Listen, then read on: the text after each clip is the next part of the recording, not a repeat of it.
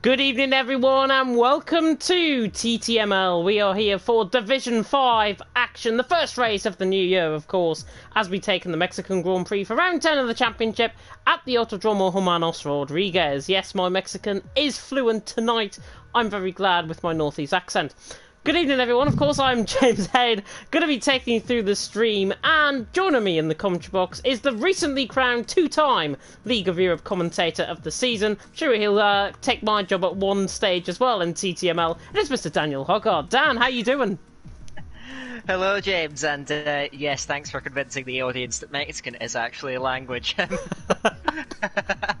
Hello everyone, for what is going to be, wow, the penultimate round of the season. It has absolutely flown by, and well, there's a lot riding on this race, because it is one where the championship could very well be decided for the drivers, so that is going to be absolutely fascinating to behold. We have 12 drivers in the lobby at the moment. Hopefully that's going to pick up in the last few minutes before we get things underway here. But yeah, James, a very exciting round in front of us. And as I mentioned earlier, we could be seeing a champion crowd today. You can tell I wasn't properly educated at school, by the way, by mentioning that Mexican is actually a language. They speak Spanish, of course, in Mexico, and it's going to be fantastic, I think, the racing, of course, out on track. To remind you what happened before, well, in 2020, the last embers, of course, of 2020, Jibby Storm on his 5-win running streak continues on. One last time out in Japan, of course, making that 5 wins in a row. Jack Roos in second, Nilsson finishing in third. What did that do to the championship? Well, it changed things up quite considerably further down, but Jibby Storm out on top still on 202 points, with Jack Roos in second on 162, Mays in third on 151. The main two protagonists, I think you would imagine, Jibby Storm, Jack Roos. Mays also here, so good to see the top three here. Schmidtke in fourth, not racing tonight. He was he didn't have a chance in fourth, which is a shame. A little bit of a sigh there, I think, for my co-commentator as a result of Schmidtke not racing. Ranheimer there in 5th on 104, with Invictus in 6th on 98. Freak Vonk in 7th on 93. Rock City in 8th on 90. Passels in 9th on 83. And Sapney King in 10th on 81 points. Nilsson in 11th on 56. Nellis in 12th on 52. Salas in 13th on 37. Tied for 14th between Maka and Bart. They're both on 35. Hulkenberg in 16th on 32. Schumi in 17th on 30. NSR Storm in 18th on 27. Jeffrey and Serve the Blessed in 19th on 23 points. Bit of a mouthful to say when you're trying to talk as quick as me. Jibby Storm, though, 40 points clear at the top of the standings coming into tonight. How do we see tonight planning out for him? Well, based off of recent form, you cannot bet against this man. I was going to say man, but boy, really. Who has absolutely dominated the second half of this season. I believe, yeah, as you mentioned, a massive winning streak that he has gone on, and we'll see if that continues here tonight, when the pressure is going to be mounting higher than ever. I do hope we do get a few more drivers popping in, as we still only have 13. But yes, going to be very exciting to behold. Don't rule Jack Roos out of this just yet. Neither the Mays. Those guys have been very consistent across the whole season, scoring podiums on a regular basis and staying in that title fight. So, well, it's certainly favourable for our championship leader. It is not done just yet for Jibby Storm. His lead currently sits at 40 points. After this race, there will be 33 points on offer. So, in terms of Jack Roos, just looking at that exclusively, Jack Roos has to outscore Jibby Storm by 8 points because of countback to stay in the championship fight. So we'll see if he can manage that tonight. Pressure's on. Let's see if the drivers are going to deliver on what should be an incredibly exciting race. So I think with that permutation there, I think Jack Roos has got to win. Jibby Storm essentially has got to finish third for Jack Roos to stay in the championship fight. I think that's what we can gather from that. Looking at the constructors as well, if you thought the driver standings was quite close, look at the constructor standings. 241 points for Mercedes leading the way. 239 points for Racing Point in second. 2 points separating the top two. And then you add into that Williams in third on 232 points. 9 points. 9. I repeat, 9. Separating the top 3 constructors. I think it's just been the case this season from the Mercedes, from Racing Point and from Williams' point of view. Their driver lineups have been so consistent in terms of the point scoring. That's why we've got it so close. Yeah, it's been absolutely stellar from all of those teams, and well, I think that Mercedes have generally had the upper hand throughout the season in terms of constructors' points because of the rather disastrous round last time out at Japan. It has really tightened things up, and my oh my, to be 9 rounds into a championship and have the top 3 constructors separated by 9 points, that is pretty extraordinary. And I wonder, in fact, I expect that to go down to the last race, maybe between all 3 teams, with it hanging on a knife edge. That constructors fight may even be more exciting than the drivers fight heading into the conclusion of the season. That's going to be a nail biter, and we are certainly going to have to keep an eye on that here tonight. The drivers are beginning to ready up. I think we are going ahead only with 14, a little bit of a disappointment, unfortunately, but hopefully these 14 drivers are still going to give us a great race. Here we are now, readying up to get going around the Autodromo Hermanos Rodriguez. My Mexican isn't particularly great, so excuse me for that. That thick Scottish accent is coming through there on the Mexican. I like it. I don't think I have a strong Scottish accent. That's the worrying thing. Anyway, this track has 17 corners, has one of the longest straights on the calendar, and with the high altitude, it has incredibly high top speeds going down that main straight. And I think one of the defining characteristics of races round here is that incredibly long run into the first quarter. The start line is just after turn 17. So you have an incredibly long run, about 900 meters long, I think it is, maybe even longer than that. I might be wrong on that. But that just, full throttle all the way down, slipstream best. And so it's one of those tracks where qualifying on pole position may not be completely beneficial, and the guys in the second row that can pick up that draft could well be challenging for the lead into turn 1. Yeah, it's going to be fascinating. I think we saw a little bit of contact actually last night in Division 2, the one we were covering, of course, last night, myself and either Bryn Mike. And the contact down in towards turn 1, it just sort of it's a pinch point on the circuit, especially on the first lap, where drivers are trying to gain the positions, maybe even trying to overtake around the outside, coming through turn 1. There's that pinch point, I think, on the curb, and that can create a little bit of a Constantino effect, and that can create a little bit of carnage. It is quite overcast, though, as we come now in towards qualifying. A new feature that I want to bring in as well tonight, well, it's in the description. You can probably see it if you look at the description.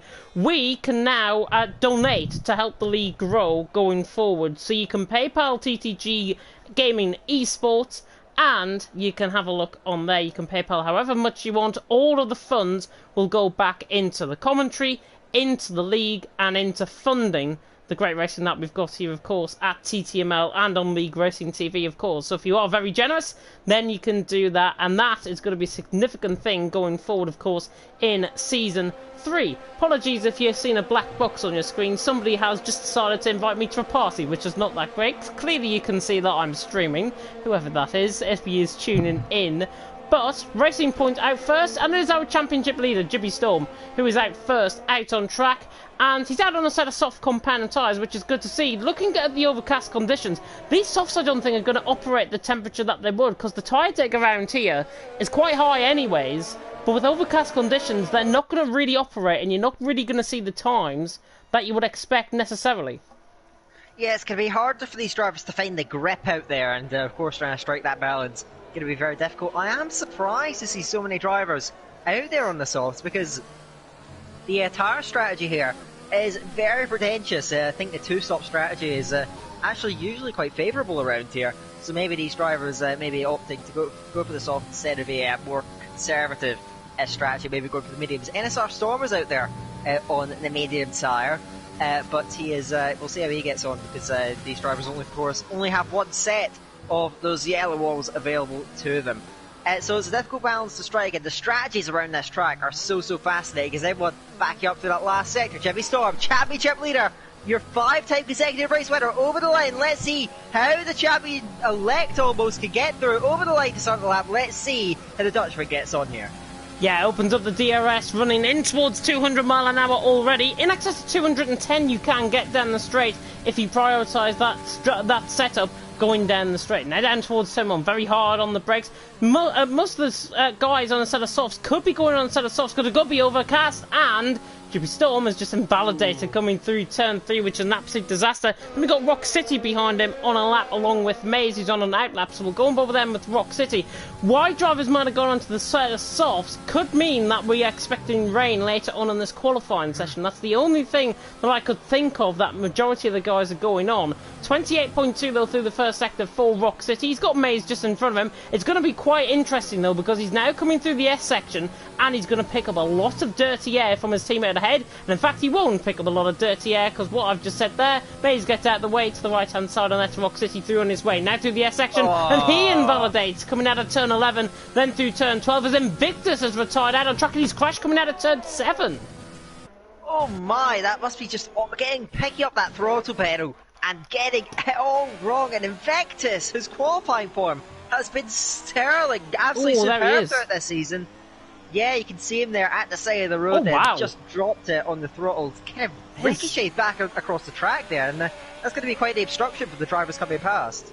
Yeah, Storm was looking at that thinking, what on earth has happened there, to be honest. Sapmi King across the line to set the first lap of the night, 1:16.2. Yeah, Storm was just looking at his wreckage, and I had a look, and it looked almost as if the tyre had either went through underneath the tarmac, or there was a puncture on that rear right. Possibly on a Storm has spun out the session, and he's crashed! Coming out of turn 13 as I'm right on board with him. And he spun coming out of turn 13, and that is so unfortunate for Storm, and that is now him out the session. A little bit of a kick of oversteer. These tyres are not operating at the grip that we would imagine.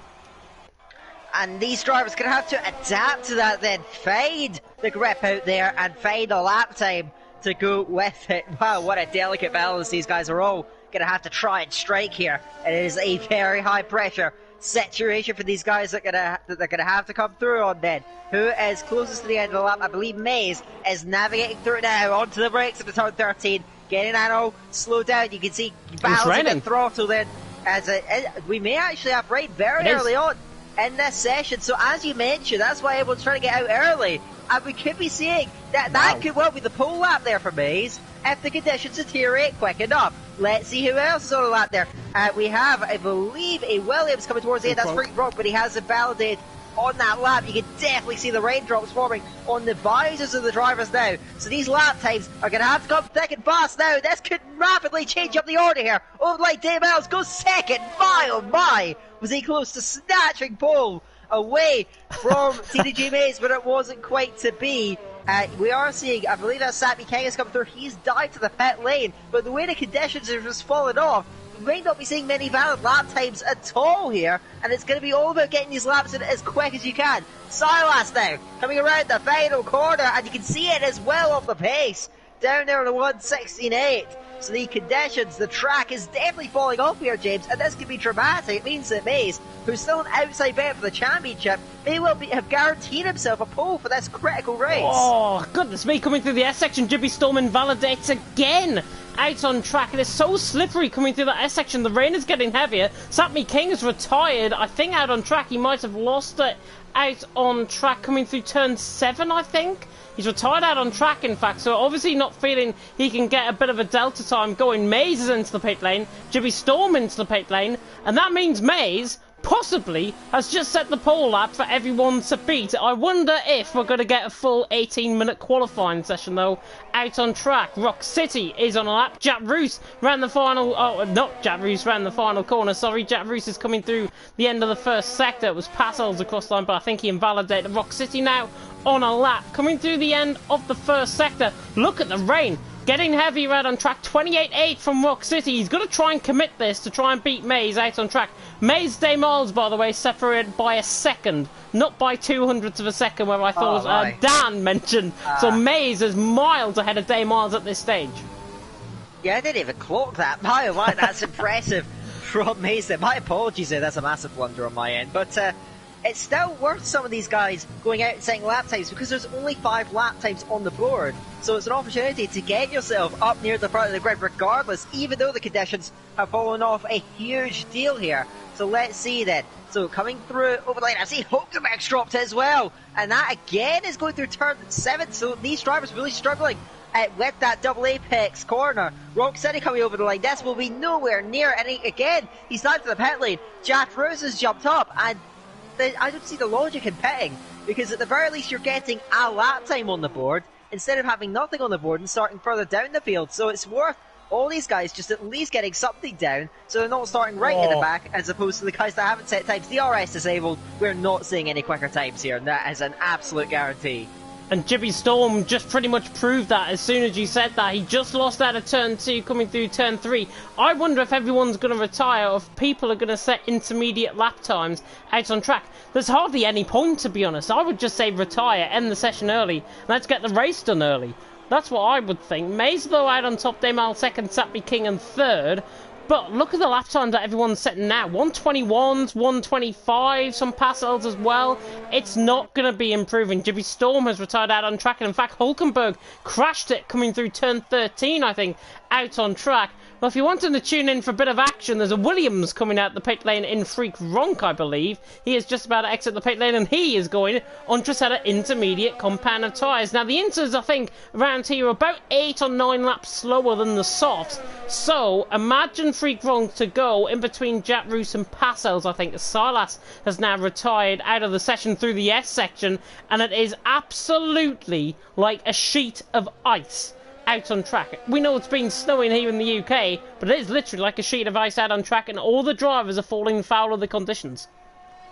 Yeah, and I do wonder here, if I'm not exactly sure about this, but could we possibly be seeing a wet race? Because I cannot see any other reason, because Freak Ronk has just gone out on the track then, as is Rock City on the intermediate tyres.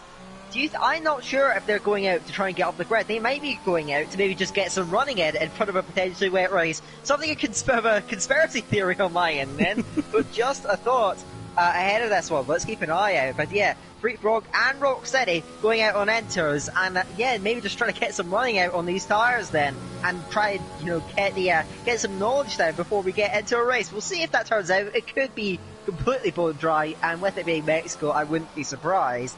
But it's just something fascinating to look out for. Freak Ronk, Rock City, they're going to get the 8 laps in the enters, and I suspect they will jump up somewhat actually. Shumi's lap time should quite easily fall, and maybe Passes as well. So Freak Ronk coming over the line now. Let's see how he adapts then. With 8 minutes to go in the session. Over the line to Williams. Can he get himself up the grid at all to try and move up and get a better slot for the race? Let's wait and see as he now comes down in towards turn 1. We have got a Mercedes, of course, out on track as well in Rock City, as you say. There's a Haas out on track in Shumi, and there's a McLaren leaving the pit lane in, I think, Nilsson, because Invictus is out the session, and Freak Ronk through turn 2 has already invalidated out on track. So it really didn't last long, that valid lap that he has out on track. He's got to try and get some running in. Just in comparison to Rock City's first sector, actually, earlier on, he's already about 2.5 seconds off that first sector that Rock City had set when he'd come across the line. Rock City hasn't set a lap time. That was on his invalid lap, I should add as well. Shumi with a 145.7, in fact, just highlights, I think, how difficult these conditions are. Division 4, by the way, is also live. Graham Chappell and Ivor Bryn Mike are taking you through the action here tonight, of course. Mike is there alongside Graham because there's no LOEPC tonight, so that's why he is filling in for Mr. Joseph Corboy. Through the first sector, not sure how accurate that is, but Rock City's just gone purple in the first sector. I think he's about 2.5 seconds off. Yeah, I think Maze's first sector was a 28 flat, so don't trust that at all. That's Codemasters speak Codemasters, I'm afraid.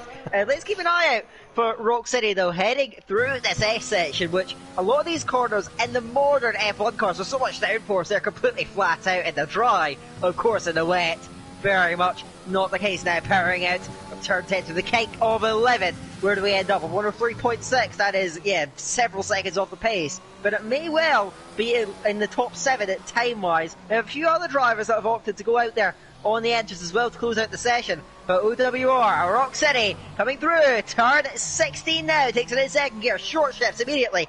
Fading the throttle, fading the traction, trying to find grip. And the rear tires over the line. Rock City is not quite beating past Hills. It is to P8 for the Mercedes with his teammate on an emphatic pole position.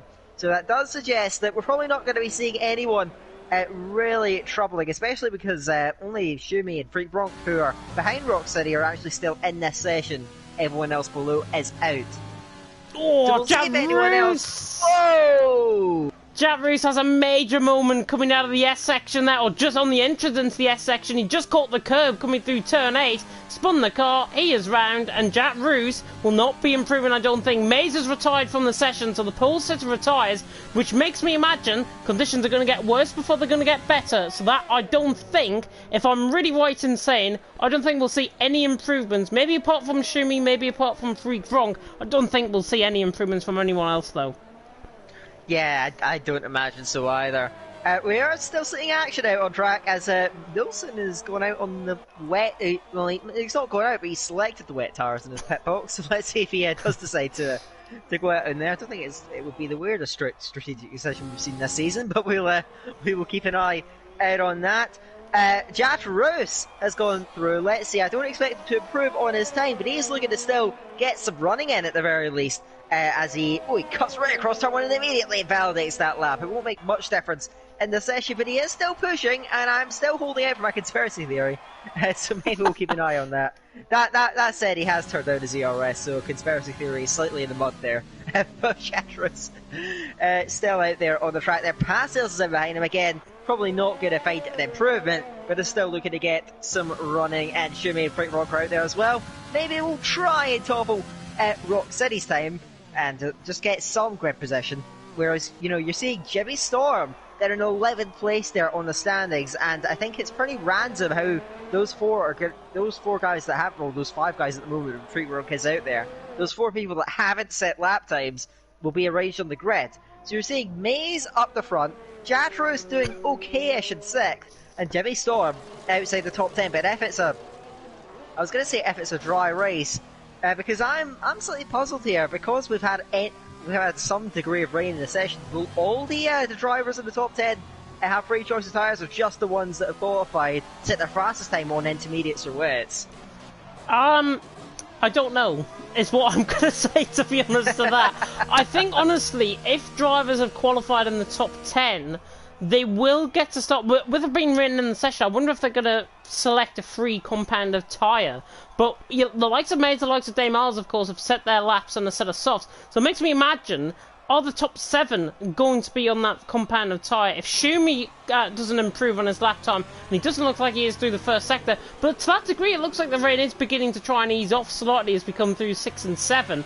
But Shumi 145.7, you would imagine, is going to be a significant improvement on this lap. Let's run on board with him. Freak Gronk also out on the lap coming through towards turn 6 and 7. Looks like he's going quite slow on the mini-map, judging by that, so he might have invalidated his lap. But Shumi then through towards the final couple of corners, and he's 7.1 seconds up, so inevitably, if he keeps within the white lines, as long as he doesn't get an invalid lap, he will be setting a lap time here with 2.5 minutes to go. I can definitely confirm for you, Mays top, Damal 2nd, Satmi King in 3rd, Nilsson 4th, Sarlas 5th, Jack Roos 6th, Passels will be 7th. That's what I can confirm. Yeah, I think that's pretty much an inevitability. Seems like the conditions actually maybe dropping off for the Inters. Shumi a little bit slower there on a 130 flats. Let's see here. Freak Frog is going to get up there a little bit, very early on the throttle. I think he does have some traction control to help him out. Over the line, does go quicker. A 127.7 is going to put him up there. I think that is probably going to be the final order in this session, and we're going to be seeing pretty much everyone retiring. I'm surprised that we have got pretty much an 18-minute session. Apologies that it's not been particularly action-packed out there. I'm sure the race will deliver much more in the way of on-track joy, on-track just action out there, as Sig Shumi running very wide there going through the kick of turn 5. You can see just how much he's having to fight that then on the exit. Looks like an absolute crawl out there.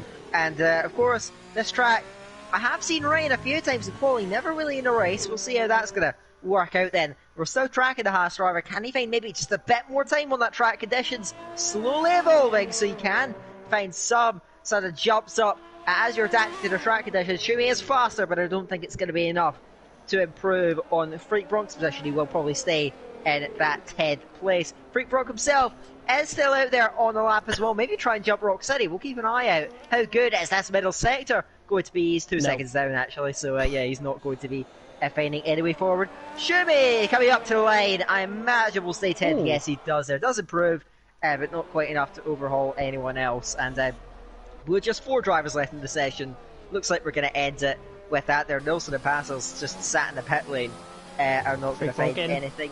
Freak Frog dives to the pit lane, so we are just watching Shumi going around then. Not the most dramatic qualifying session, it must be said, for all you guys. But like I said, the racing should be spectacular. And really, the story it really is then, your championship contenders are scattered throughout the field then. Maze up the front, Jatrus in the midfield, Jimmy Storm near the back. The prospects and the drama heading into the race is going to be fascinating. Jimmy Storm, 5 times the race winner, is going to have his work out here if he wants to wrap up the championship here today.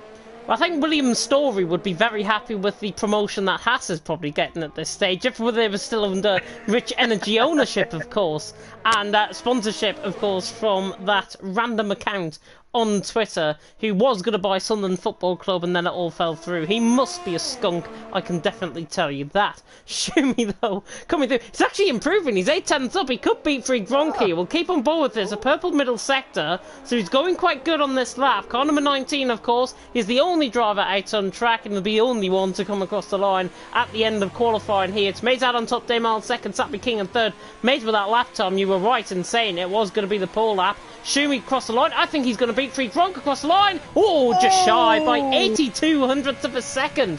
I think out on track, and Shumi goes 10th.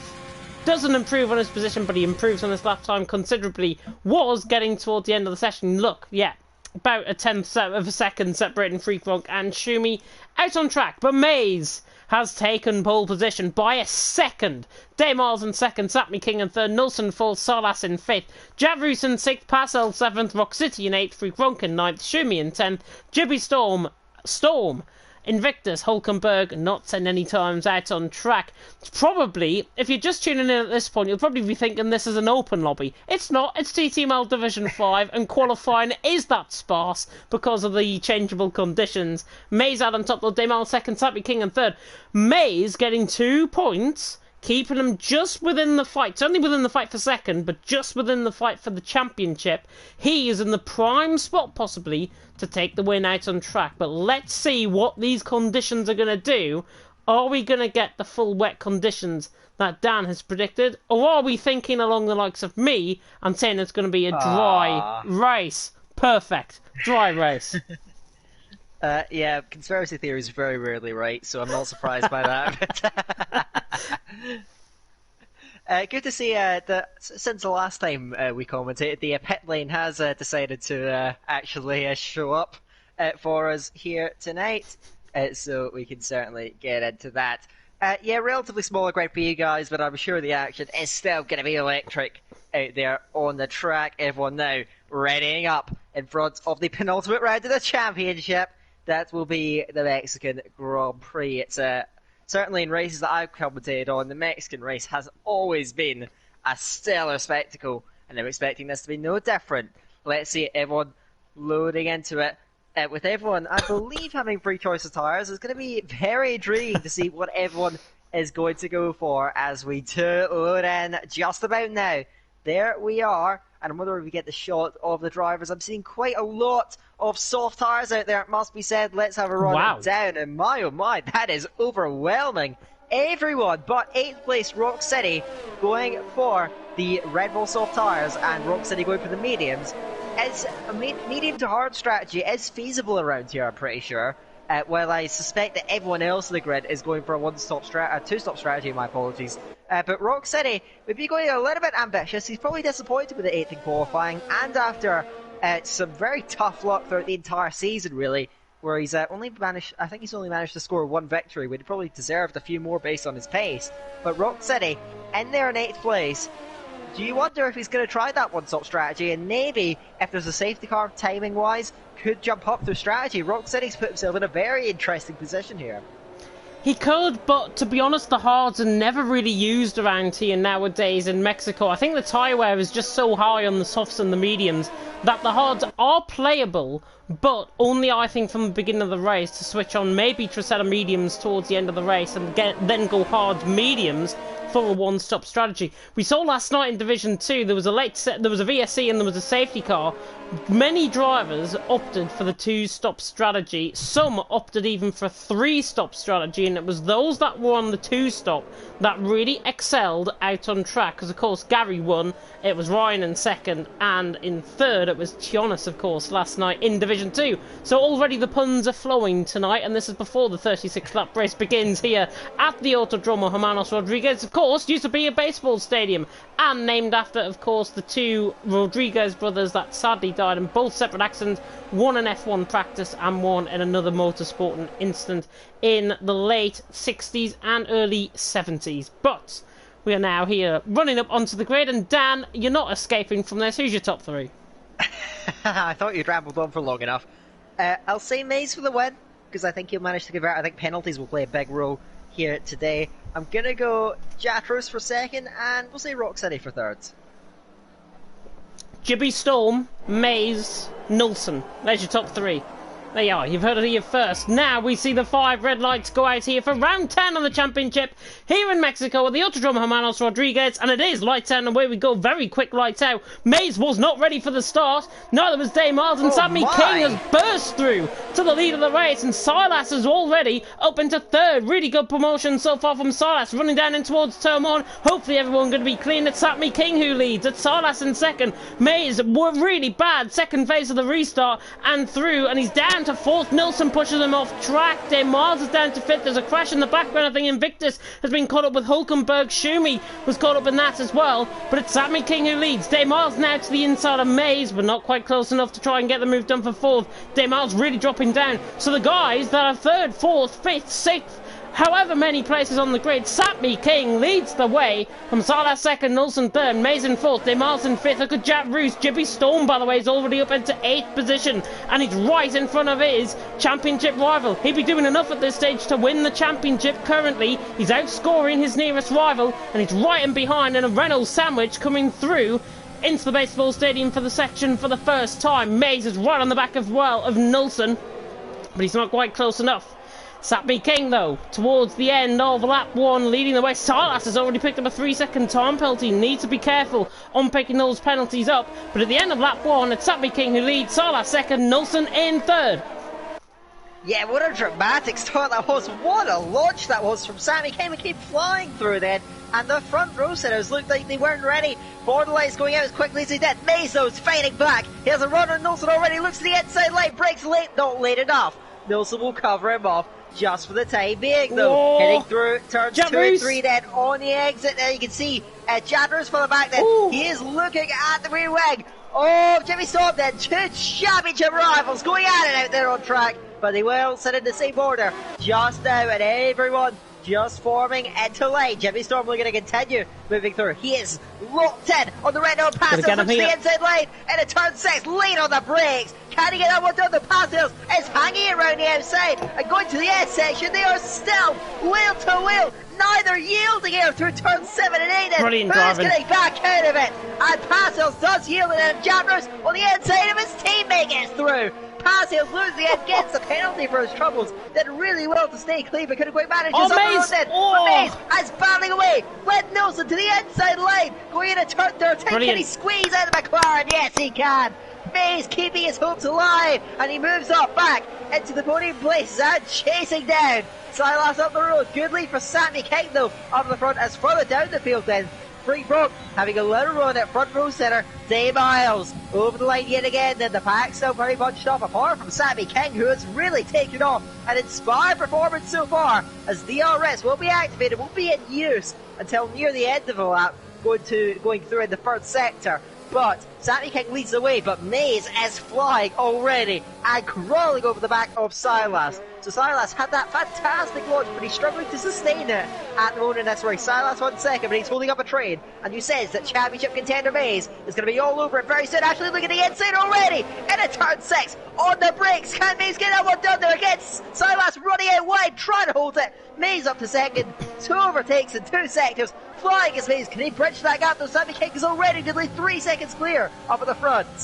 I think everyone has got a bit of a pace advantage, to be honest, in behind on Silas, and that's why we're seeing Silas now beginning to get swamped from the likes of Nilsson and Daymars in behind as well. Storm picked up a 3-second time penalty. Invictus, by the way, came into the pit lane as that is Jibby Storm down the inside of Freak Gronk, down into turn 13. Great move there by Jibby Storm. Great intuition. Jack Roos tries to go around the outside as well. He's not quite close enough. There's a crash in the background. Rock City, I think, got it collected, maybe with Hulkenberg. A little bit of a collision between them both there. Daymars now on the back of Nilsson. Nilsson nearly lost it in towards the pit lane, and now we could get 3 wide running down the straight. Here comes Jibby Storm on the back of Daymars. Daymars is the one that doesn't get any DRS, and now Jibby Storm is going to sail past him down towards turn 1. Freak Gronk is under pressure from Jack Roos as well, but Nilsson through up to 4th, Jibby Storm through up to 5th, and Daymars could get another position lost here with Freak Gronk trying to go down the inside of him. Everyone's sliding about like they're on ice here at this moment in time in Mexico. Freak Gronk right on the back of Daymars as we come towards turn 4. Lap 4, Freak Gronk dives it down the inside. That is a 2 committed move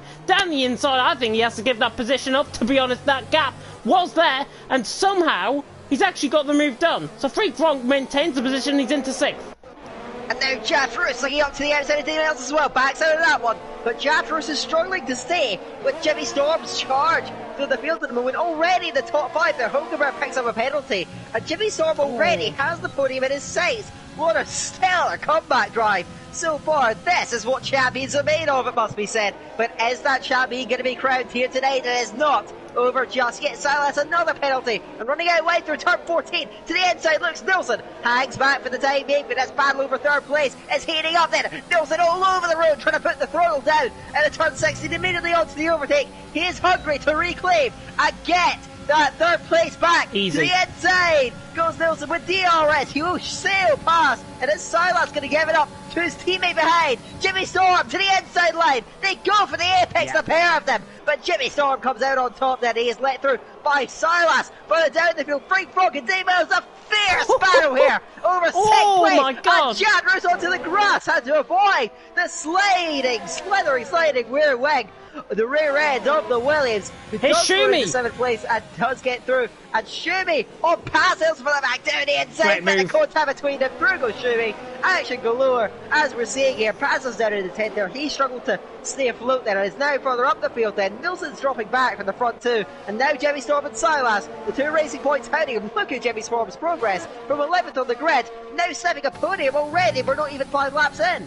We're not even 5 laps in. Jibby Storm is still running. Jack Roos, by the way, 3-second time penalty just picked up. He's on the back of Freak Gronk, running in towards the baseball stadium section once again. Rock City as well on Hulkenberg, and Rock City down the inside line gets the move done. Down from Hulkenberg's point of view there, Rock City through, and he's up into 11th. I was about to say, before he got that move done, Rock City seems to be struggling on that side of mediums, but now, maybe the tyre wear just coming into play, and Rock City is now through, and he's up into 11th. Here comes Jibby Storm for the possible podium position, and now Nilsson has got absolutely no chance running down the straight. Goodbye, Nilsson, he says. Jibby Storm through, and he's up into 3rd. Nilsson will try and fight, but not close enough. Jibby Storm through, and he's up into 3rd. Further up the field, Freak Gronk diving down, trying to go down the inside of there. Daymars runs out wide, and that Jack Roos could have the move, running down towards turn 4. Daymars as well on the back of Silas could have that move done, but Silas promotes the overtake mode, I think.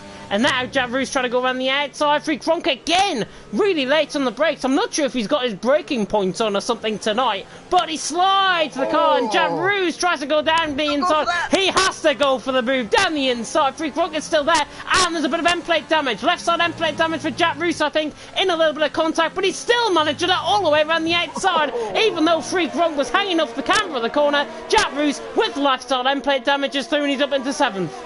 But how much for that end plate damage cost him is a brave move from Jack Roos, and that's exactly what he needs to do to sustain that championship fight. Oh, Rock City! Will that cost him in the long run? It's Rock City What a getting move! the field on pass hills. Rock City moves through again. I think you're right, James. Those mediums are really coming into play now. He's right with the field. There's Shumi looking at Freak Gronk as well, who seems to be all over the road at the moment then. When are we going to see pit stops there? Shumi's looking to almost to the pit wall, stays out, and now he's looking to have a run on Freak Gronk up the road then. DRS is open. The ERS is an activation into the inside line. Shumi gets alongside the Williams. As is he going to get through then? They're going to go wheel to wheel on the brakes then, and both of them committing fully into the corner. Freak Gronk round the outside, and brilliant! then turn to Shumi. Carries the speed around.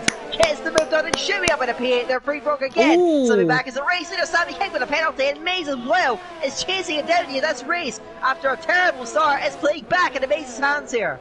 And look at the gap as well. Jibby Storm, 3.5 seconds. He's pulling away from Nilsson in behind him. Nilsson's trying to stick with him, to be honest, to his credit. But Jibby Storm now trying to hunt down Maze. Maze not really in with a championship shout on Jibby Storm, but certainly within Jack Roos for second. Demiles, 3-second time penalty. You expect about 19 seconds worth of penalties for everyone, I think, by the end of this race. We saw it last night in Division 2, certainly. And the penalties are only going to keep on racking up as we come towards the quarterway stage here in Mexico. It's Sammy King who leads, but I think Sammy King has actually just made a mistake, as now Maze is 7/10 off him, running down the straight, and Maze, you can sense he wants this. I think he's going to come from this far back to try and get the lead of the race. Silas, I think, has gone into the pit lane in behind, but here comes Maze for the race lead. Can he get the move done? He's going to come from an absolute mile back, as I predicted, halfway down the straight, and he's through. Maze is into the lead of the race. Sammy King just gave up on that one, I think, but Maze is through, and he's into the lead of the race. Sammy King, though, going to try and put it to a tactic point of view and get the DRS out. But, in fact, he didn't have any DRS, I don't think, there, running down the straight. Of course, because he got overtaken. I'm being silly. Jack Roos now on there, miles down the inside. The Belgian goes on the Welshman, and he's through, and he's up into fifth. Late-breaking move from Jack Roos. Another position gained, and the championship picture keeps on changing as we go through towards the quarterway stage. It is still changing, ever evolving, but it is still in Jimmy Storm's hands, and he is chasing down Sammy King there on the road as well. I'm expecting a bit of an influx in pit stops there. We saw Silas kind of pull that trigger. He's going to try and make that undercut work, and he does get another time penalty. And I think it was Silverstone where Silas got about 26 seconds worth of penalties. Could we be heading for that? A repeat of that yet again. Maze in the lead, stays out. Sammy King in from second place there. Jimmy Storm stays out. And Nilsson from P4 does stay out as well. So Sammy King is the odd one out really in this leading fight. Where does he emerge? How well does he make that undercut work? It looks like he was struggling more with tyre wear than the guys around him, I think. So I think it's a logical choice for him to come in. But the question is, how much can he make of this next lap? It's going to be a good indication as to where he comes out relative to Silas. But Silas is a long way back. Yeah, Silas is certainly struggling then. And he has got Invictus, who had suffered right at the start of this race and was a long way down. Now, right there with him and trying to chase him down. DRS now activated. We'll keep an eye out for more overtakes up the road as well. But Invictus picking up that slipstream, going up to the outside lane, and after a disastrous start to the race, a disastrous qualifying as well, Invictus sweeps around the outside. But by him, Silas 91 gets the move done, and Invictus up into 11th place now. Silas not making that undercut work particularly. Sammy King now through 10th place in clean air, just about. He's got a few seconds up to Storm. How much can he make of this though, and can he maybe get an advantage on Maze and Jimmy Storm, who I suspect will be hitting at the end of this lap? Possibly, yeah. Sammy King, I mean, on a set of mediums. Rock City, however, is on Freak Gronk, running down in towards turn 13. Around the outside he goes, and Freak Gronk just allowed him through, I think, there. Rock City through, and he's up into 6th position. A lot of overtakes happening. Race leader, though, in. Jibby Storm stays out. How crucial is this pit stop going to be for Maze? He goes on to another set of soft compounder tyres, which is not a bad strategy at all, because he can get about 16, 17 laps out on a set of mediums. That's a really good strategy for Maze, and it might have just won him the race, to be honest, as Sammy King is coming out the final corner. Maze is going to be ahead, I feel, coming out the pit lane. It's going to be really, really close, in fact, and actually, Sammy King is going to be ahead on the pace, and Storm could be thrown into the mix here as well as Storm. Oh, Storm backs off. He doesn't want to get involved. He doesn't want to be ahead of Maze, and Maze is allowed a little bit of breathing room, but let battle commence between Sammy King and Maze. We are a quarter of the way through. It's Jimmy Storm who leads, Jack Roos second, Rock City in third, but Maze now on a set of soft compounder tyres, hunting down Sammy King. You would imagine that Maze is going to absolutely trounce the field with this strategy call. Well, let's see if it works out there. I think he's going to trounce Sammy King in this stint at least, though. He's already got past the Ferrari once in this race. Now, with an absolutely monumental tyre advantage, he's going to look to try and do it again. But how much of a gap can he pull out in this middle stint? of the race here as we head onto the 11th lap very soon then. DRS now open, but he's hanging back, Maze. He knows he can take his time with this one. Sammy King, just look at the braking distance. He has got much more grip in those tyres, and he's saving up. He's got more than 80% ERS. Sammy King, by comparison, down at 30%. So this looks to be pretty much a done deal in as your race leader, Jimmy Storm, does dive into the pit lane. He will surely lose a few seconds at least to Maze and Sammy King, but he'll look to hunt him down with pressure tires, mediums, so there is a difference in strategy calls there. But Maze, closing down Sammy King, goes to the inside lane, using that overtake, he's going to fly by. And TTG Maze into the race lead considerably easier than his last overtake he did, and he's just waiting on his teammate as another penalty for Sammy King in the lead battle, where all these drivers up the front, they're being so clinical with their penalties. You got Maze, Jimmy Storm, Nielsen, they're all still clean. That could really cost the Ferrari then. He's got about 3.5 seconds, Jimmy Storm, who does have pressure tyres. He looked a bit quicker earlier on in the race as well. I'm not sure what you've seen, James. Has someone got out of shape out there? Freak Run really close to the back of Day Miles, and now Day Miles is coming at Hulkenberg, down in towards turn 4. Here comes the Welshman, diving so late on the brakes, but he's got the move done. Really good stuff from the Welshman, or has he? Because Hulkenberg's on the inside line now, the Norwegian, trying to go around the outside, but not quite close enough. Day Miles is now through, and Freak Ronk is around the outside of Hulkenberg, gets the traction on the set of softs, and he's through, and he's up into 10th. Yellow flag in sector 3. It's Rock City from the lead of the race. Rock City is spun, coming out the lead of the race. And I don't think he's got a puncture. He lets his teammate through. He has got right side end plate damage. That's going to be him into the pit lane. It's an absolute disaster for Rock City coming into the pit lane. In fact, he hasn't got right side end plate damage unless there is damage on this front wing. We'll see in his pit stop. And there isn't, luckily. But he goes onto a fresh set of mediums. How is that going to cost him later on in the race? That is crucial then. That's really compromised the strategy then. We have another battle going down the main straight there. D-Mails again under pressure from Free Frog. Seems like these guys have been battling for the entire race. They're both chasing down on Shimmy to the outside. Goes D-Mails. They'll clear him before they reach the corner. I think it's Free Frog trying to follow him through. Round he is into turn 1. Has to get high ground in turn 2 and gets the move done. Wow. Freak Frog putting on an overtaking showcase out there. And once again, follows D-Mails through. Those two have really shown in the wheel-to-wheel battles. D-Mails now to 6th, Free Frog to 7th. Shumi didn't have an answer to that, and now Jad Roos with fresher tyres trying to hone in on him. So we'll see now. I suspect he had a front wing change, which is why he dropped a little bit further down the field as Jad Roos. Now the Renault has to try and find a way back through yet again then. He is hounding Shumi going through this S section down, but now with a penalty down in 9th place, with Jimmy Storm up in 3rd, you sense that that his championship chances may well just be slipping away from him here. I think they are, to be honest, because Jimmy Storm's catching Sammy King quite easily as well. 6/10 of a second as they come across the line. We'll go on board with that battle because I think Jimmy Storm's going to get him down the straight here.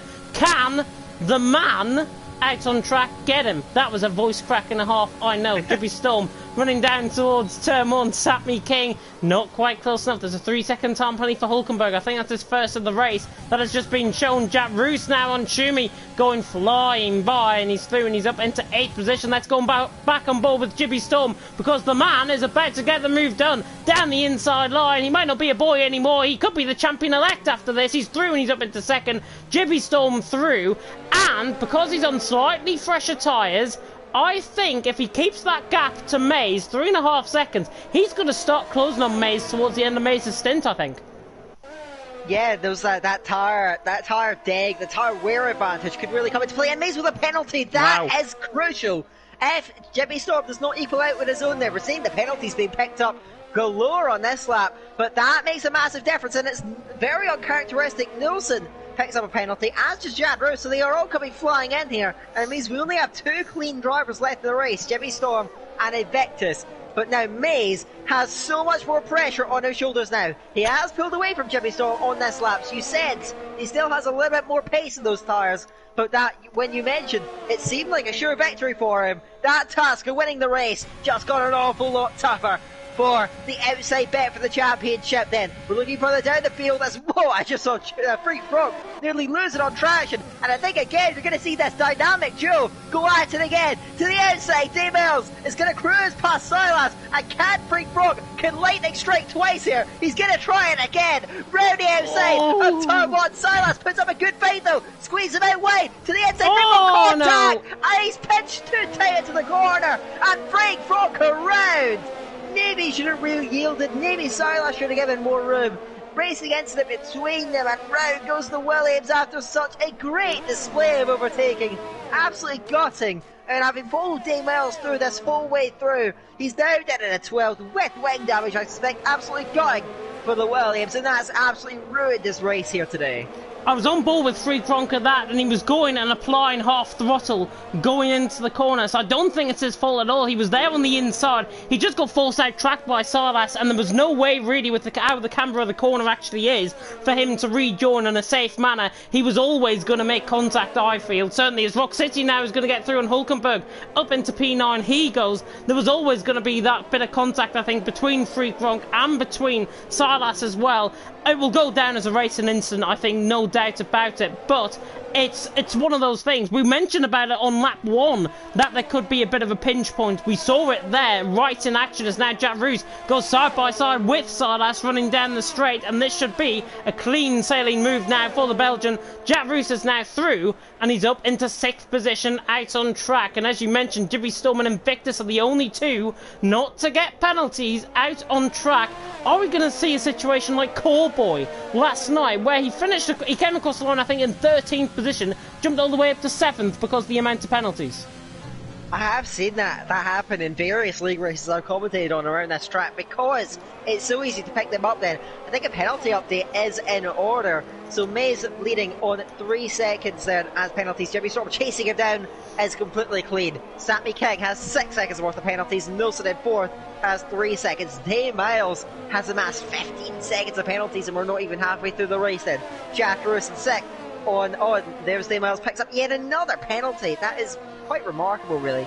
Rock City picks up one as well. Jack Roos on 6 seconds. Silas on 12 seconds. Schumi with 3 seconds. Rock City as again Silas picks up another penalty. Those two are really racking them up here tonight. Rock City 6 seconds. Hulkenberg 9 seconds. Passer 6 seconds. Freak Frog 6 seconds. Storm 6 seconds. And Invictus is still clean at this point in the race. But you can see how quickly everyone really has amassed them in this race, and you suspect that there's going to be a few more dished out as well. Mays leads the way, and at the moment, with those tires out in the RS advantage, he does have the pace over Jimmy Storm for the time being, but how much longer can he keep pulling that out there? Mays does have some very strong pace here tonight, but he has that penalty to his name, and we know that Jimmy Storm is probably going to have the better tires near the end of the stint and near the end of the race, as he's going to be putting on the softs as well for the last stint. So Mays is going to have a really tough time with it, as I think we may have just missed one, as Rock City moving past Schumi back there. Yep, going around the outside. I think Schumi just broke a little bit earlier going into the corner. Jack Roos is right on the back as well as Dave Miles coming out the right-hander through 6 and 7. But Rock City through and he's up into 8th. Really good move. And Rock City has really impressed me, I think, with his the speed that he is picking up out on track. And it's really good to see that going on. Jack Roos, by the way, in 6th. I think we've got Jibby Storm's brother, by the way, in the comment section as well. And Victus is now through on Storm. And Jack Roos is through on Dave Miles. Down the inside he goes into the hairpin through turn 14. Brilliant stuff by Jack Roos. He forced him out wide there. Great driving by the Belgian. And he's through and he's up into 5th. And that is Dave Miles swiftly into the pit lane. He does not want to get involved. But any more penalties that Dave Miles picks up, he might be at threat of getting a disqualification from this race. Here comes Rock City now on the back of Silas, and this should be going one-way street. Mercedes through on the Racing Point, and it's similar scenario, of course, with Mays ahead of Jibby Storm out on track. Mercedes, I think, are outscoring Racing Point, and with only one Williams out on track, it's going to be between Mercedes and Racing Point going forward into the final round in Abu Dhabi. And I think it will probably be Mercedes' advantage of it. Only 2 points separate those teams. So really the team that performs better here tonight will have that upper hand going in to the final race of the season up there. Looking more towards the lead battle. Well, Mays is still extending his lead at 5.5 seconds clear. He is showing a very impressive pace at the moment. Sammy King is, broadly speaking, sticking with Jimmy Storm at the moment. I think Jimmy Storm had a few laps where he was down on his ERS as he used it all to try and get past Sammy King. He's still running low, but not quite as bad. So let's see if he can make anything of it. Sammy King dropping back just a little bit now. He held his DRS for a little while, but now he's just struggling a little bit more. Jimmy Storm can maybe get on with things now. And let's see how Maze is going to fare. You suspect now, we're at the halfway point in the race. Maze will probably be pitting in the next few laps, I want to say. Of course, you're going to be seeing all the medium runners staying out a little bit longer. So Maze can grab an undercut here and get some pressure mediums on. His lead is going to be pretty damn impressive, it must be said. As further down the field, Shumi on Silas round the outside of turn 1 will get the move done for the Hasan up in a 7th place there on track. So good stuff from OWR Shumi. He moves up there into P7 out there. 10 miles. It went into the pit lane for hard tyres. So we'll see what he can make of that then. Oh, Maybe not trust he can get the mediums to the end. It's Hulkenberg looking at Silas. Hangs back for now. But Silas under huge pressure from both the Haas drivers. First Shumi, now Hulkenberg. Can he get through there? Silas running quite. Surely Hulkenberg can try and get through here. Heading into the S section. Not to be for now. But surely this move is coming very, very soon. Maybe in the next few laps. Yeah, Silas and Hulkenberg, of course, are on the same strategy, so it makes sense, I think, for them to battle out on track. But you can tell by Silas's setup that he's really, really struggling out on track. He's struggling so much that Hulkenberg's going to absolutely sail on by. I don't think Silas had an absolute hope there, apart from hitting the back end of him. But Hulkenberg through and he's up into 8th position. Easy as you like. Jibby Storm, by the way, I think we've seen now a change up in the tyres because the mediums are now looking quicker than the softs, I think, out on track. 10 miles has crashed coming through the S section, and that is a retirement out on track, is it? Or is that a crash? I think that is a crash coming through the end of the second, third sector. Is that a safety car? No, VSC deployed out on track.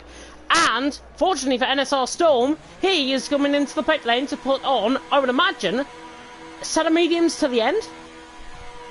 Yeah, I think he was the only driver that really benefited from that. I think mediums, they can just about go the distance, I think, and it is going to be set of medium tyres. That will be difficult, but I wouldn't say it's impossible. So NSR Storm will look to try and make the most out of that and get something out of this race. And not a penalty for Sammy King. That's going to really hurt him. Maybe even could be under threat from Nielsen, of course. Everyone just settling in, running their deltas.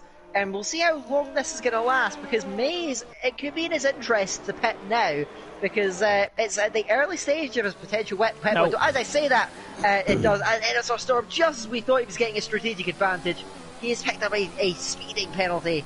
Unfortunately, that is going to be a drive-through for NSR Storm. A horrible race. This has really been one that maybe had a bit of opportunity, a bit of hope there, but that has been killed pretty much immediately then, unfortunately, because of that speeding penalty. Silas is coming back at Hulkenberg here, sitting right on this rear wing. Oh, locking it all up then. Got to be careful that he doesn't get it all wrong on the brakes. But Hulkenberg having to look over his shoulder here to a charge from Silas, who's dropped down the field after a mega start to this race, almost losing the car trying to put in the overtake mode, and I think he will be too far back. But Passel's will be fancying his chances. He has a ton of ERS, a ton of overtake. Get in the slipstream. Into use. He's not falling in a slipstream, James. He's not going to pull alongside. And he gets to the corner. Silas runs very, very wide on the brakes. He's going to struggle to get that slowed down. And again, going to be under pressure from the Renault. Good exit though from Silas. He will just about live another day. As we do have yellows, I think that is Storm that's died from the pit lane. No, he's missed the pit lane. He's doing donuts on the main straight. Now he just recovers it. This is... Is he just spun on his own? I think he spun it out the final corner and nearly went into the pit wall. That's what I think might have just happened there for NSR Storm. So unfortunately he's picked up a drive-through, and inevitably I think he's now going to get lapped, unfortunately for him, out on track. Look at the gap between Jibby Storm and Maze though. Positions gained as well. Jibby Storm 9 position gain, Maze nothing. But 6 positions gained as well for Hulkenberg further down the field. Those are the position changes out on track currently. But Jibby Storm, you would imagine, 4.9 seconds. He's kept that really consistent over the last 3 laps or so, as now Invictus is through on free. Gronk coming through turn 13. And Invictus, who's made a 2-stop strategy, he will not make a 2-stop strategy. It will be a 3-stop. Those tyres are definitely not getting to the end of the race, unless he is the king of tyre management here in Mexico. I really don't see those tyres making it to the end. Here comes Passels now. Is he finally going to get in the slipstream of Sawdust this time around? You bet he will, as I actually managed to go on Hulkenberg by mistake. Passels though through. That's what he should have done last lap around. He didn't. It was for a reason, and Passels I think is now through. He is, and he's up into 9th position. Really good stuff by Passels. Just a lap later. Yes, Ooh, he does Invictus eventually. makes a mistake, coming out of turn 3, getting the half spin out of turn 3, and now Sawdust back down the inside, doesn't quite close enough. Yeah, just had to sit behind then. Dead the racing point. Again, Maze just, that gap is just fluctuating in between 5 and 5.5 seconds at the moment. Maze's pit stop, I suspect, though, is going to come very soon. In fact, it's going to come right now. So the Mercedes coming in, and this could be a real game changer, because where will he come out? Let's have a look then. He may well come out around about his teammate, potentially, who was running about 21 seconds behind. I'm not exactly sure about the pit delta, but Maze coming through now. As Sammy King into the pit lane alongside him. But where will Maze come out then? It is critical that he gets some clean air, so he'll be back. Where is Rock City? There he is. He does cruise past now. Sammy King behind him, and he does have plenty of clean air then. And the closest driver in front of him is his own teammate, who you suspect won't get put up too much of a fight. So Maze is in a very nice position here. Rock City won't fight him too much. Jatrus could be a different story out there as Silas just jumping in front of Sammy King out there. Sammy King right in the thick of things and almost times it down the inside. King's better than that one just last minute. Of course, with much fresher tyres, the Ferrari's got to get over it, but he makes a mistake. And now Invictus nearly getting up and alongside the edge of the overtake. He is looking to fight this one. Is Invictus? He's got 9 laps on those tyres, but he's still going to fight this one. But you can see the extra braking. Oh no, he does run a bit wide to Sammy King, but he does have just a bit more grip to play with. He will maintain that 8th position. Maze will close up to Rock City. Rock City will surely be a bit more evading and get out of the way. But when will Jimmy Storm come in? You suspect he want to stay a few more laps out there, get some softs on, and he'll have a much better chance of chasing down Maze in the last few laps of what promises to be a grandstand finish here in the Mexican Grand Prix. If I've got to be honest, if I was in Jimmy Storm's scenario, I would probably pit in this lap around, try and undercut off Maze, go into that gap between Maze and Schumi, and then try and hunt him down, because I think he might have the pace over Maze later on in this race, because there's only 13 laps to go, and we've seen it so many times, I think, from Jibby Storm so far this season, where he's just been that much quicker. Salas into the pit lane is now going to promote Sammy King and Invictus, and this could be a great battle running down the straight between them both. Both of them have DRS, both of them are nullified, and Sammy King, not using up any overtake mode, is going to try and do this the hard way, without using any overtake mode, to try and go around the outside. There's a yellow flag in Sector 2, and I think that was NSR Storm getting out of the way of the race leader, Jibby Storm, and Salas now down behind Passels, I think, coming out of the pit lane, and behind Freak Wrong, possibly, because of the overspeed. Sammy King not getting the move done on Invictus though, and Freak Fronk and Salas are going to be side by side. Is it going to be a bit of a gentleman's agreement? No! Freak Fronk around the outside, great move! Right around the outside of turn 1, and literally left no stone unturned. It was so close to contact, but that is one of the best overtaking moves around the outside of turn 1 I think I've seen from a lower division. Freak Ronk is through, and he's up into 11th position. Salas is going to come back, a little bit of contact with right tail end plate damage, I may add, with Freak Ronk getting that move done. He is through, and he's up into 11th. I've got to be honest and say that was one of the best moves I've seen in a lower division in a Mexican Grand Prix. And Freak Frog has really started this race with his overtaking, it must be said.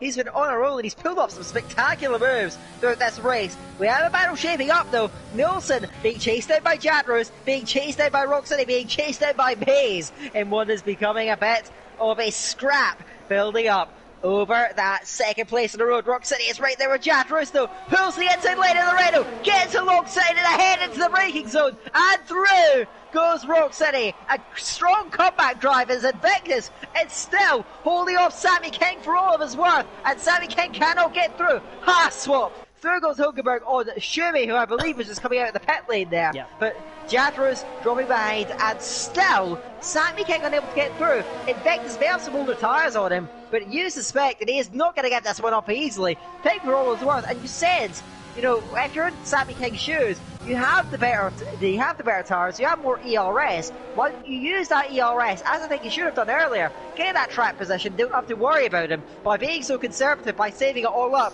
he's had a few more laps behind him that he didn't need and leaking that time. But he really couldn't afford to lose, as Chatro is getting very close to Rock City, and now Maze joining the party. A four-way battle now shaping up for position 2 out there on the track. And Javru's picked up a 3-second time penalty. Here comes Maze already on Javru's. And this is important because these two are fighting out for second in the standings, and now Maze is through on Javru's, and you would imagine Rock City's going to let him through down towards turn 4, but Maze now through and he's up into 4th. Rock City is challenging Nilsson.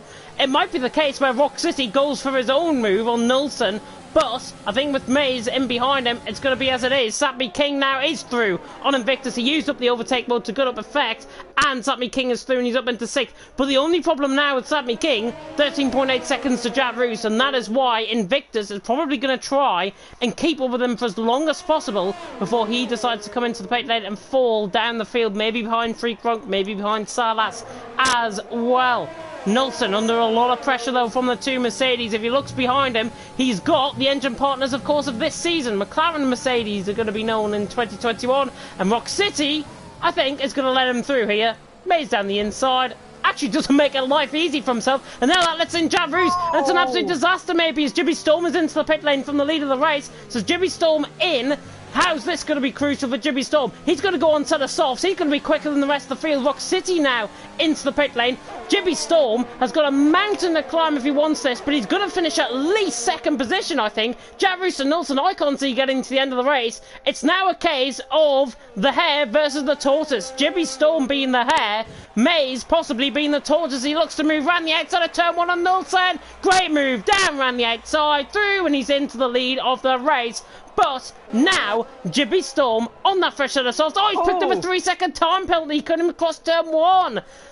Unbelievable. Rock City out of the pit lane as well, well ahead of Hulkenberg. But Jibby Storm, 3-second time penalty. Maze with a 3-second time penalty. It's all been nullified once again. Even playing field 2 is faster. That is what we're going to see now. Jibby Storm is going to have a huge pace advantage as long as he gets used to the feeling, the handling of the soft tires. You suspect he's going to be flying, fastest car out on track. Surely Rock City might actually challenge that. He's also on a fresh set of softs, looking to fly to the field on a comeback drive for the Mercedes driver out there. Jack Roos is still honing in on Nilsson. These guys are going to pit very, very soon. Get out of Jibby Storm's way, and then we're going to have a straight fight. Jibby Storm has already gained around 2 seconds on this battle over 2nd place, and now into the pits goes Nilsson. Jatro stays out, looking to power on with some DRS to carry him forward. Still have to look out for penalties. Maze can pick up another one, and he has been on 1 penalty for some way. So that playing field, you mentioned that penalty being nullified, it might not last. Let's see how that's going to work out. But Jibby Storm is flying up to the race leader. Gap, 5.7 seconds. I think he's at least a 1.5 quicker lap then. He is going to fly. The question is, can those tyres hold out? Can he keep that rate of pace going? And can he reel in Maze for what could be an incredible climax of the race? Maze leads, but you said he is not out of the woods because Jibby Storm, pretty much the champion-elect at this stage, he's not letting off the gas and he's flying. Can he possibly take a 6th victory in a row here? And it could be the case where we get the top 3 fighting for the first 3 positions out on track. If Javru's can keep those tyres going, and it's not out of the question that the mediums can go that long into the race, Javru's could try and stay in there on Maze, but look at Jibby Storm. It's now 4.3 seconds, I should say, out on track. That gap was 6.5 seconds coming out the pit lane. So he's already gained 2 seconds, and that's before we come to the end of this lap, and Jibby Storm is flying. There's a lot of support going on in the comments section as well for him. The champion-elect, possibly, as Javru's is in. So now, that means Hare versus the Tortoise. 9 laps to go. Maze leading from Jibby Storm in 2nd. The climax of the Mexican Grand Prix about to come with 9 laps to go as Invictus hunting down Freak Ronk is going to get the move done. Down the inside he goes, and with right side end plate damage, of course, Freak Ronk has. Invictus through, and he's into 11th position, and now he begins to hunt down with a 3-stop strategy, I made as well. Invictus, he could be landing himself, what, 7th position at least? Well, look at the pace advantage these softs are having. I don't think Maze has a prayer, because look how fast Jimmy Storm is wheeling him in. It's sensational. 2.5, 2.4. It is coming down all the time. Can Maze somehow hold off this charge? 2.3, 2.2, Wow. 2.1. 2 seconds dead. He is flying. There is nothing to hold him back now. You sense that even by the end of lap 29, he's going to be all over the long-term race leader. Can Maze possibly hold him off without powerful the slipstream, without powerful the DRS is around this track? Surely Maze cannot hold back this challenge, this charge from the championship leader coming through. The gap is 1.5 seconds. He's flying up to him. Jimmy Storm chasing down. In terms of this, the hare versus the tortoise, I think the hare is winning this one. Look at that gap come down. 1.5 seconds in it. Still, with 8 laps to go, Jimmy Storm has plenty of time to make this work. Here comes Invictus. Hold out to the end as Invictus going for a move on Silas, gets through easily down the inside. Great. And it's through goes Invictus. Great move up in the 10th, and I think you're right in saying that tire advantage could well see him through. Could 7th place be possible? He's still the only clean driver left in the race. He is, and he has not got a single penalty, as you say, Dan. Rock City catching Satmi King as well could be quite crucial for the final podium positions. But Rock City is inevitably going to get Satmi King. I mean, look at the penalties difference out on track. 6 seconds for Rock City, 15 seconds for Satmi King. Jimmy Storm is going to be within touching distance onto lap 30 out on track. I will mark my words when I say this. I think he'll get him down towards turn 1. Look at this.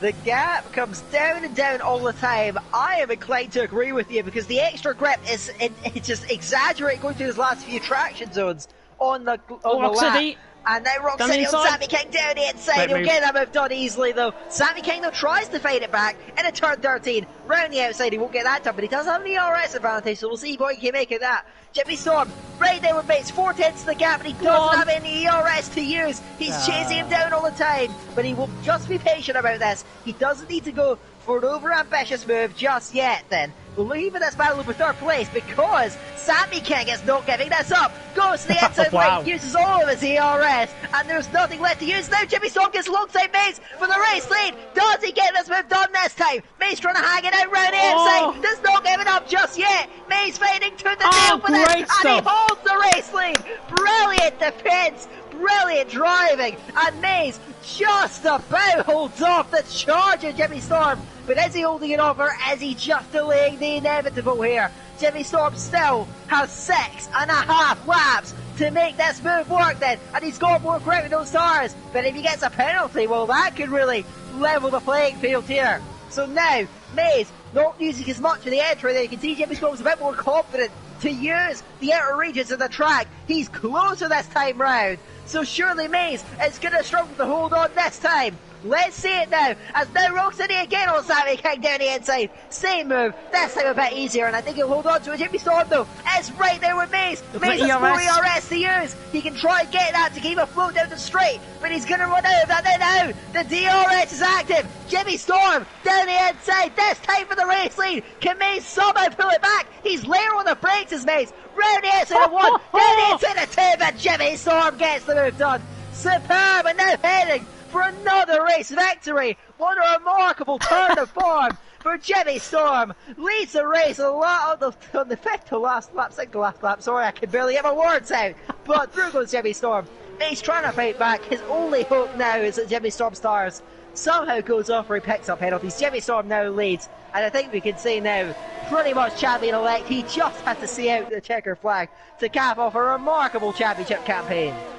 Dan, I just thought I'd mention now, Nelson's got 3 seconds worth of penalties. He's in 5th. Rock City's got 6 seconds. Satmi King's got 15 seconds. Is that a Jamesy prediction going right by any chance? Possibly. I think you may well be right. Yeah, fair play. That's all. Go on, Nelson. He's on fresh softs as well, so we will be catching. Yeah, you've outdone me this week. I will be fair. Nelson is catching though, Satmi King right on the back. As I say, he's got 3 seconds worth of penalties. But watch out for that man in behind him. Jack Roos has got 9 seconds worth of penalties. He might not be in this in terms of the fight, but he is in terms of track position, and he's beginning to try and loosen up and try and catch Nilsson out on track. 4.5 laps to go, pretty much out on track, and it's Jibby Storm who now leads. Maze in second, Rock City in third. 1 3-second time penalty can probably swing it either way, to be honest, in terms of the lead battle. Nilsson, though, is hunting down Satmi King, and look at the freshness of the tyres. It's literally as if he's just hopped into the race. Nilsson Throonies up into 4th position, and go on my son, he is Throonies up to 4th, and now chasing down Rock City for 3rd, and Jack Roos is chasing down Satmi King, nearly goes into the back of him, but 5th and 6th position they hang on. Go on, Nilsson. 2 seconds of gap. Rock City does need to pull out 3 seconds, about a second more. He does need a 3-second gap there. He has 6 seconds of penalties to his name. And also there, further back there, Sammy King's losing out again. Those older tyres really coming back to bite him here. And Jaff Roos as well is through in the 5th place, and he does have less penalties than Sammy King as well.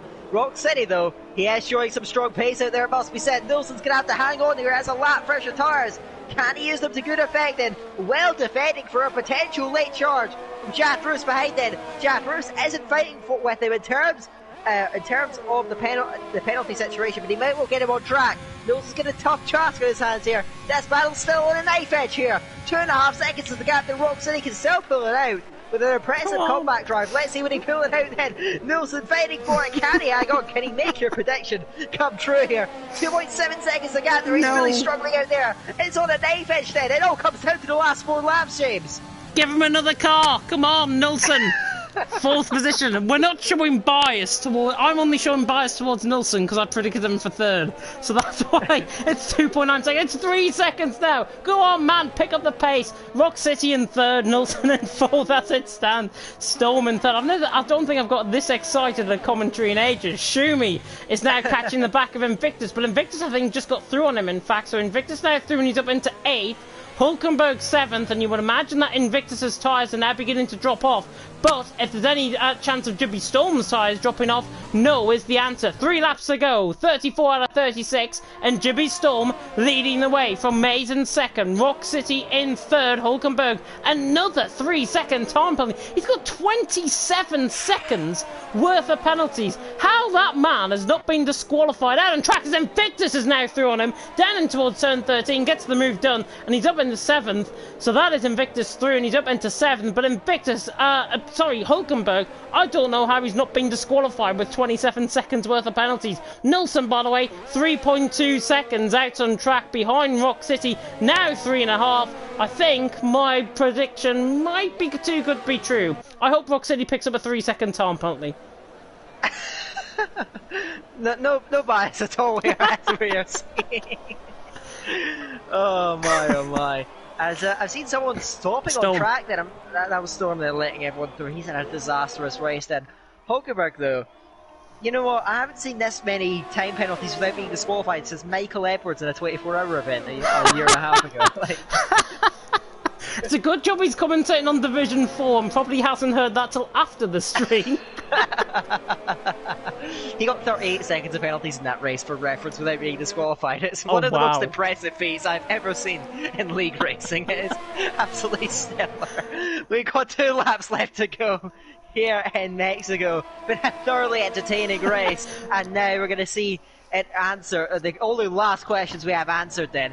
Up at the front, seems like things have begun to balance out, they've begun to even out. Jimmy Storm's tyres are going off, but they are going off quick enough for Maze to capitalise on it, to benefit from it. There we go. So Hulkenberg is disqualified, and he is going to lose quite a haul of points there, so that's very unlucky for Hulkenberg, but that is rather remarkable. That would have been 30 seconds of penalties in one race. That is quite a feat, it must be said, but unlucky for Hulkenberg. He won't, unfortunately won't end this race with any points to his name. One thing to note is that Invictus is in range of Satmi King, because Satmi King does have, I believe, 15 seconds of penalties. Invictus fully clean, 14.5 seconds behind him, so Invictus, after being round on the first lap, he may well be able to pick up a top 6 finish, which is very, very strong for Invictus. I think he can be very pleased with that performance. And a good haul of points to go through as well. Of course, it's not been the season he was after it was looking like he might well be a championship contender early in the season. It's unfortunately not quite been to be. Keep an eye out on that front battle. It's not over just yet. We are now on to the final half of the race. Oh my god! And as I think, was that Jack Bruce that you saw just banging the wall at the exit of turn 16 there? Yeah, really hit the wall. No damage I can report on Jack Reese's car, which is great. But Nilsson, fourth. That right side end plate damage hit. Essentially, the left side end plate damage hit off the wall. I think it's cost Jack Reese now the momentum. And Nilsson, 4.8 seconds off. I'm afraid to say, unless Rock City does pick up a 3-second time penalty, my prediction is not going to be right. Jibby Storm, though, champion-elect. Now coming around the final half of this lap. Through the S section he comes. Let's run on board with him. It has been a phenomenal drive. You laughed at me when I predicted him for the race win tonight. But look, he's the champion-elect for a reason. He will be the champion when he comes across the line, no matter what the result, no matter if Jack Roos gets fourth, Jack Roos gets third. The confetti is already out in the shape of the Mexican flag. He knows it. He shouldn't celebrate. He's got to win the race first of all. Jibby Storm round the final corner. He is your Division 5 champion for this season. Jibby Storm across the line to win. 1.3 seconds is the advantage. Mays was hunting them down all the way to the line. Rock City across the line in third. And so unfortunate. Heartbreak for the head commentator in TTML. A prediction falls astray by 1.8 seconds. Nilsson put up a valiant fight in fourth. Jack Roos there in fifth. But Slappy King in sixth. Invictus, I think, is going to be fine. He's 11.9 seconds behind. No penalties as well. So well done from Invictus on that feat. And he comes around the line to come across the line. He jumps up to sixth, obviously. Shumi now around the final corner. I think he was literally wayward coming out the final corner to finish in eighth. Parcells across the line in eighth now. Silas and Freak Gronk are going to be filling out the final two positions coming across the line for 10th and 11th. NSL Storm already came across the line. And that is it. A champion crowned here in Division 5. Round 10 of the championship goes to who else but Jibby Storm. Driver of the day, rightfully I think awarded to him. And let's just put it this way, 6 wins in a row. That is simply remarkable. That is a phenomenal feat, and yet I don't think there could be possibly a more deserving champion for this season. I wouldn't say that it was because he got placed into a low division or anything. At the start of the season, he didn't appear dominant. He looked like a front runner, but not exactly running away with things. But in the second half of this season, he has just walked it. 6 wins in a row in any capacity is a phenomenal feat, but in a competitive league like this, that is incredible. And Jimmy Storm is going to be your champion, and so well deserved it is. Mays does get second on the day, just run out of it. What a fantastic battle between those two for the race. And Mays has got a better start to the race. He may well have ended up with the race victory here. Rock City, good result for him after a bad run. He does get third spot then in front of Nilsson, fourth then. Jack Roos does get P5 then from Invictus. Great job, well done to Invictus for keeping it clean, as no one else in the race could in terms of the penalties there. Sappy King just losing out really due to the penalties and the strategy just costing him. He finishes 7th in the end. The early race leader is P7 from Passels and 8th. Shumi 9. Freak Brock 10 rounds out the top 10. Silas Storm round out the finishers. Damiles didn't see out the checker flag. He crashed at the midpoint of the race. And Hulkenberg, of course, being disqualified with a few laps to go due to the penalties he was picking up. That is going to be it for the Mexican Grand Prix. Stellar race, really action-packed, very much enjoyable. It's been a great season, but in the end, I think a thoroughly deserving champion, Jimmy Storm, with 6 victories in a row. Fantastic. Thoroughly deserved. I think of a better champion, really. Yeah, I definitely think Jibby Storm has absolutely performed his socks off. Remember, I think he's only 13. He's only 13. He's younger than my co-commentator here, which says quite a lot, I think, in terms of the age of us. I'm ancient, mate. In the commentary book, you're ancient. I think I'm ancient ruins, to be honest. I'm off into Athens, I think, at the Acropolis. That's how old I am in TTML. I think Mays is even older, so he's probably even further beyond the timeline there. But shall we get Jibby Storm in? Because I want to interview him out off the track and see what he makes, being crowned our Division 5 champion. We'll get Rock City in as well. I know Maze has probably not got a mic, so he won't be speaking. Jibby Storm, I believe, though. I've just seen his microphone pop up, so I'm guessing he is about to join the party very soon indeed. I'm sure Dan is on the case, but what we can bring you, of course, is more action. CRC, of course, is live back tomorrow night, Saturday and Sunday. Believe, if I'm not mistaken, it's still the IndyCars and the Radicals that are going to be taking centre stage. Still looking for a commentator for that, so if you are very much interested in commentating on CRC, then look no further than joining us here in TTML. We are always looking for new commentators, and next week I will reveal live on this stream the commentary lineup for next season. Exclusive next week. But in the meantime, we have got our TTML Division 5 champion, Jibby Storm, in the party. And Jibby, 6 wins in a row. You're now crowned champion. How does it feel? It feels amazing. First of all, what happened with the qualifying, I was pushing it because I know it was going to rain, and I messed up, invalidated the laps 3 times, so I couldn't get a lap in, and I was frustrated. So I thought, championship gone, but no. Oh, it feels amazing. Yeah. He's lost for words. He's really lost for words, I think. There's a bit of an emotion, I think, in that voice there as well. But just talk us through that race, because you qualified well down the field. I predicted you correctly for the race win, may I add, as well. So I've got a little bit of a one-over on my co-commentator here, who predicted Maze for the win. Look who's better now, Dan. But just talk us through that race, Jibby, because it was a fascinating race. That VSC as well, did that play into your hands? No, I was hoping that the VSC ended before Mace could go into the pits, but yeah, it worked. So, yeah. I think I was thinking about the strategy all the time, because the tire wear is very high in on this track.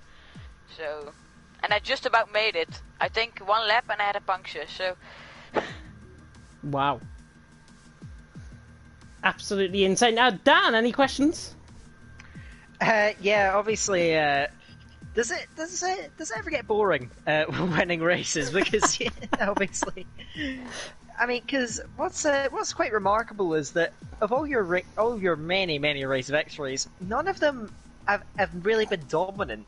They've all been battles really all the way through, and so it always just seems to play into your hands, and it has yet again here tonight. But it's always just as exciting winning races, of course, with today winning a championship. Is it always just as special every time you come out on top? It's always special. Always, because you never expect it. And that's what I like about it. I did not expect to win this time, but I did. And that is that's fantastic. Absolutely. I thought you were going to say more, Dan. It's been absolutely stellar to watch this season. The entire season's been very fun to watch. There's absolutely no doubt, and I'm sure the last race will no doubt be the same. But yeah, absolutely fantastic season. Don't think you could have really done much more there. So congratulations, and have a great evening. You're not exactly old enough to get drunk, but maybe you can just... His big brother can have one on him, I think, for that. Yeah, he can drink 2 or 3 beers. Well, 2 beers, 1 for him and 1 for you. There we are. Yeah, or give him the beer. Yeah. Yeah. We don't promote alcohol drinking, by the way, on the stream for TTML. And if we did, we'd probably be fired as commentators for trying to promote us. But Jibby, final question for me. We've got 2 more. We've got 1 more race of the season still yet to go. Abu Dhabi awaits. How do you think you're going to get on around there? And is it going to be the Magic 7? I don't know. I like Abu Dhabi as a track, but we will see. Again, we will see. And I can inform you as well, with you winning the Division 5 championship, you're automatically promoted to Division 4 next season. That's very nice. That's very nice. We're going to be... Oh, no, I'm not going to ruin it. You have to wait a week. And I want to say something also to Mace. Mace, he did a fantastic job. I really enjoy racing with him. He's a fair driver, and yeah, Mace, keep on going, man. Great words. Really great words, and great sportsmanship, I think it comes to show here in TTML. Thank you so much, Jibby Storm. You've been told by your big brother to get on the beers, so go and get on the beers. Okay, we all can do less, by the way, not at all. Go and enjoy your evening. Thank you. Guys, good job on commentating, and I will see you later, man. Thank you. See ya. Bye. Oh, that was such a nice interview as always with Jibby Storm, I think. Even more so now, he is the champion of TTML Division 5, and he's promoted Division 4. Does he get your driver of the day vote, Dan? I don't think there's really any other option, really. I mean, from P11 to P1, winning the championship in the process, you can't exactly argue with that. He's driven superbly all season, but that probably stands out as one of his best, if not his best, drive overall, just in general. He's done absolutely superbly once again, and yeah, really looking forward to the final round of the season. We'll probably still have a constructors battle on. I think that Mercedes are going to have the upper hand going into that. So Jibby Storm's double may well be slightly in threat. We'll see how that's gonna unfold. But Mercedes, I believe, will go into that last round with a lead. Whether they hold on to it is the big question. That last round should be very entertaining yet again. It should be really entertaining, and the only place you can tune in, of course, League Racing TV next week. Same time, same place, just a week later. 15th of January, 8 PM for the Abu Dhabi finale for Division 5. Final thoughts from me though, please stay safe in this crazy world that we are currently living. We're still in the lockdown, of course, here in the UK. Keep on sticking at it. There's light at the end of the tunnel in form of 3 vaccines. Moderna, of course, getting the approval for their vaccine today here in the UK. Keep on going at it. You are not alone. If you feel that you are alone, speak to somebody. My DMs, Dan's DMs, TTML DMs, everyone here is in a fair community, and we should look out for each other no matter what is going to happen in the coming months and probably over the coming year as well. But from us, from myself and Dan, thank you so much for watching here in TTML Division 5. Jibby Storm crowned your champion. Tune in next week for Abu Dhabi. CWC is going to be next live on the channel on Monday at 7 o'clock. Tune in with Malk for that. But for myself and Dan, thank you so much for watching, and until next time, goodbye.